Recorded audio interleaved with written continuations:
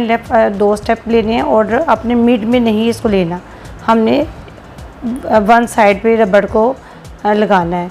जब रबड़ बैंड लगाए तो आपने ऐसे उससे pulling technique right and left हम रबड़ बैंड लगाएंगे और उसी तरह हम उसकी पुलिंग टेक्निक लगाते हैं। उन हेयर को आपने नीचे ऐसे ही छोड़ देना है। नेक्स्ट हमने और लेने हैं, ये देखिए साइडों से हमने दूसरी साइड से भी लिया और राइट एंड लेफ्ट दोनों से मैंने अब अपोजिट साइड पे मैं इसको लेके गई हूँ। जो हमने पहले रबड़ बैंड लगाया था उन हेयर को आपने नहीं पकड़ना, और अगर जब आप उनको नहीं पकड़ते तो नीचे से एक फ्लफ़ी सी लुक आ जाती है जो ऐसे फील करती है जैसे आपने नीचे से बैककमिंग की हुई है। जैसे ही मैंने रबड़ बैंड लगाया और उसको मैंने हल्की सा पुश किया और पुलिंग टेक्निक की। जब अगर करते करते आपका रबड़ नीचे आ जाता है आप उसको टाइट कर सकते हैं और अपनी एक शेप दे सकते हैं।